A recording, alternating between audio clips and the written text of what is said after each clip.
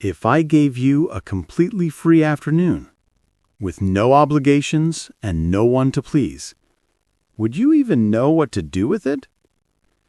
If the question, "What do you want?"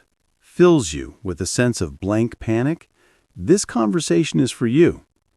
For years, you have believed that being selfless was your greatest virtue, but a self that has no needs or wants is not a self at all.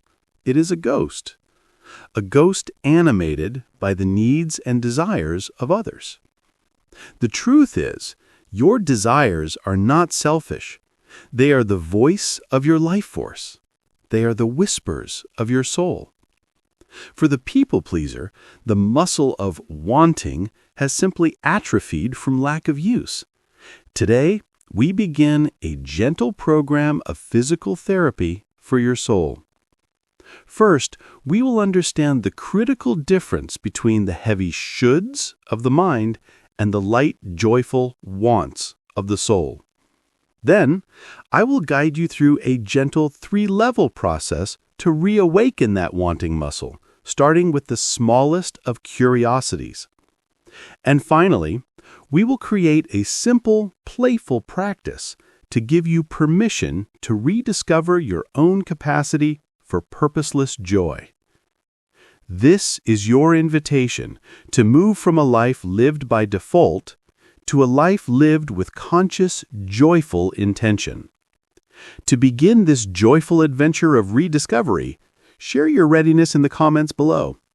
Write, "I am ready to listen to my wants." That feeling of blank panic is not a sign that you are empty inside. It is a sign that a vital muscle has been neglected. Think of your capacity to want as a muscle, just like any other muscle in your body. When you were a child, this muscle was strong. You wanted things freely, loudly, and without apology. You wanted the red crayon. You wanted to climb the tree. You wanted to hear the story one more time. But then, you started to receive messages. You were told, you can't always get what you want. You were called selfish, demanding, too much. And as we've discussed, the little meteorologist inside of you made a calculation for survival. The wanting muscle became dangerous. It was a threat to your connection, to your safety. So, to survive, you stopped using it. You began to exercise a different muscle instead, the muscle of should.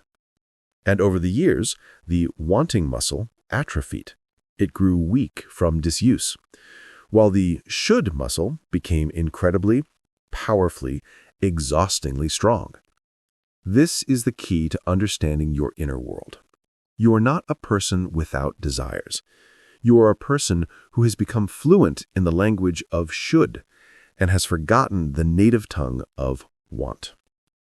Let's learn to distinguish these two languages. The language of should is the voice of your persona, your inner critic, and the expectations of the outside world. It feels heavy. It feels like an obligation, a duty. It often comes with the word have to or supposed to. I should go to the gym. I should call my mother.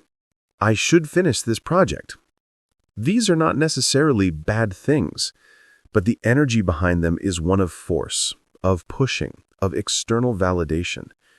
It is the energy of a life lived for others. The language of want, on the other hand, is the whisper of your soul, the voice of your true self, your golden shadow. It feels light. It feels like a pull, not a push, a gentle curiosity, an inner spark. It often has a quality of playfulness, of purposelessness. I want to walk in the park. I want to listen to that one song from my teenage years. I want to sit by the window with a cup of tea and do nothing. These things are not productive. They will not earn you any awards. But they are the very things that nourish you. They're the food your soul is starving for. Let's imagine Chloe, our nurse, on her first day off in a week. The house is empty. She has 6 glorious, unstructured hours. The blank panic sets in. What does she do? The should muscle immediately flexes. The voice of should says, you should do the laundry. You should meal prep for the week. You should clean the bathrooms. You should get ahead on your paperwork for the hospital. The list is endless. Each item feels heavy, draining. It is a list of chores.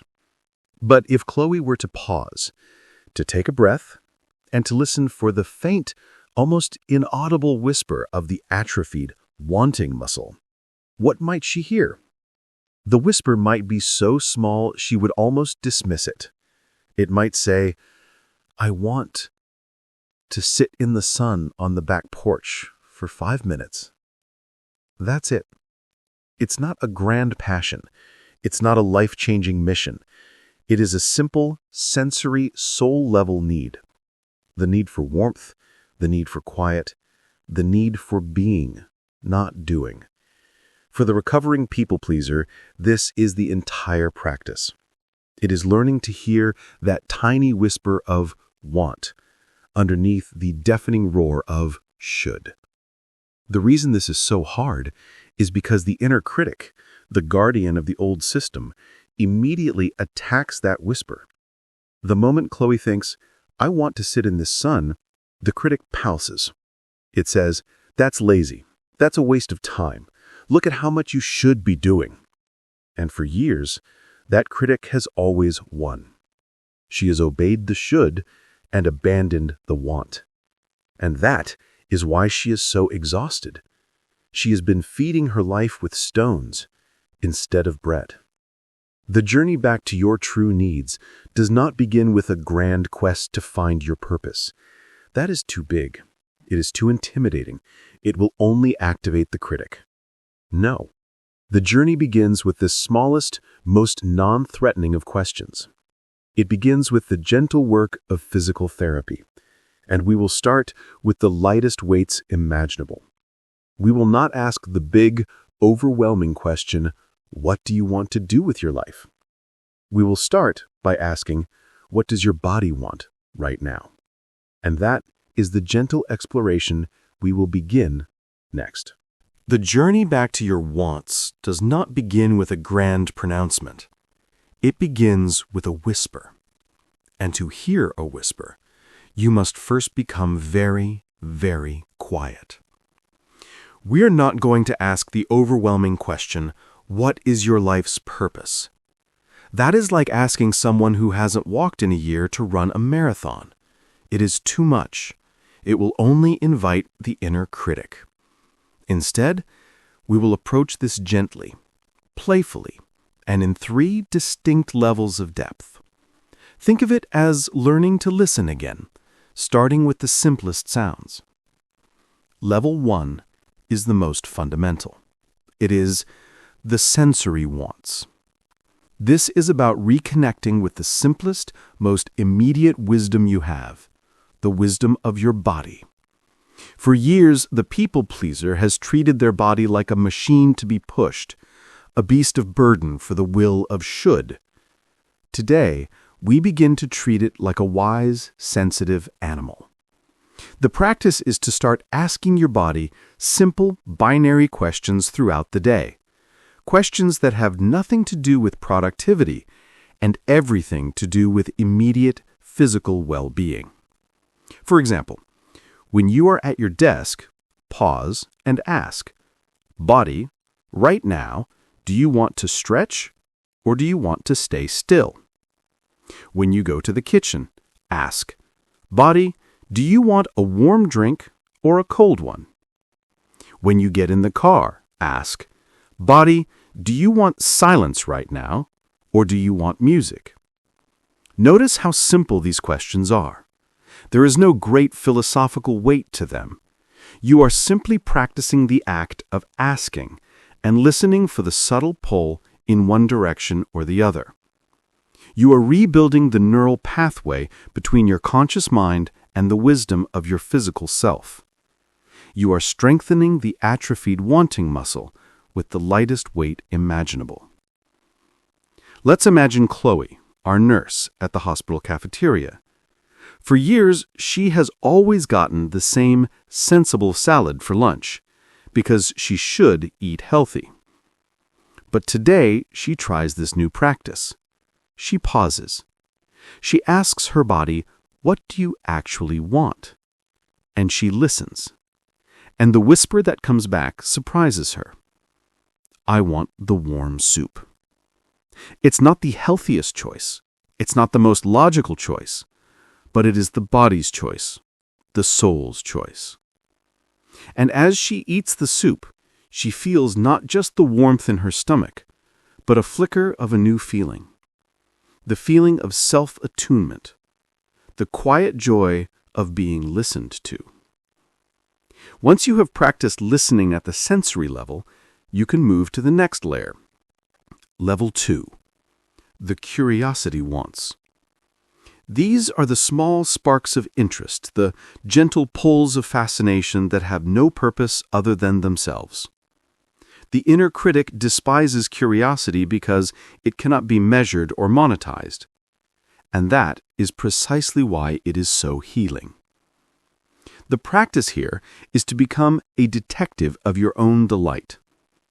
Ask yourself these low-pressure questions. What is one topic I'd Google if I had 10 free minutes just for fun? What is a shop in my town I've always been curious about but have never entered? What kind of music did I love when I was 16 before I thought I had to have good taste? What is one thing I see others do that makes me think, "Oh, that looks interesting"? You are not committing to a new hobby. You are not signing up for a class. You are simply gathering data. You are following the energetic breadcrumbs of your own interest. These are the whispers of your golden shadow, the exiled parts of you that are full of life and creativity. Let's say Mark, a man named Mark, a 45-year-old accountant who lives by the rules of should, tries this.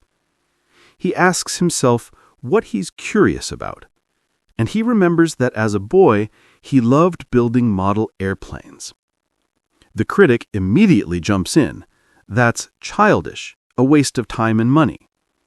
But Mark remembers the new way. He is just gathering data. He doesn't buy a kit, that's too big of a step. His one small action is to simply watch a 10-minute video of someone building a complex model. And as he watches, he feels that old spark, that quiet joy. He is not a master model builder. He is simply a man reconnecting with a forgotten part of his own soul. He is exercising the wanting muscle. And this leads us to the third and deepest level. Level 3. The soul's whispers. These are the bigger longings, the ones connected to your values, your purpose, your unlived life. We do not approach them directly. That is too intimidating. We approach them gently, indirectly, like trying to spot a rare and timid animal in the forest. We ask questions that circle the heart of the matter. When do I feel most alive, most like my real self? What quality do I most admire in other people? If fear and money and the opinions of others were no object, what is one thing I would love to learn how to do? What is the secret dream I've told no one because it felt too silly or grandiose? These questions are not meant to be answered in one sitting. They are meant to be lived with, to be held in your heart like a sacred seed. You are listening for the deeper currents of your own being. You are asking the question that Carl Jung believed was the central task of a conscious life. What is the myth I am supposed to be living? This is a gentle, tiered approach, from the body to curiosity to the soul. You are not forcing an answer. You are creating the quiet, compassionate space for the answer to arise on its own. You are learning, perhaps for the first time since you were a child, to hear the music of your own wanting. And now, we must create a sacred space to practice that music. To learn a new language, you must practice speaking it, even if you only know a few words, even if you make mistakes. To strengthen a muscle, you must begin to use it, even in small, gentle ways. You now have the questions to begin hearing the whispers of your wants. But to make those whispers stronger, you need a safe space to experiment with them. A space free from the tyranny of should. A space free from the demand for productivity. I call this a laboratory of wanting. Your assignment, should you choose to accept it, is to create this laboratory for yourself. It does not require a lot of time. It does not require any money. It only requires a small act of scheduling courage. I want you to look at your calendar for the coming week, and I want you to schedule 15 minutes, just 15, and you will label this appointment Sacred Experiment, or My Time. This appointment is non-negotiable. It is as important as a meeting with your CEO or a doctor's appointment for your child. It is an appointment with your own soul. When the time for this sacred 15 minutes arrives, you will enter your laboratory. This might be a quiet corner of your house, a bench in a park, or even your parked car. And for these 15 minutes, there is only one rule, the no-fail rule.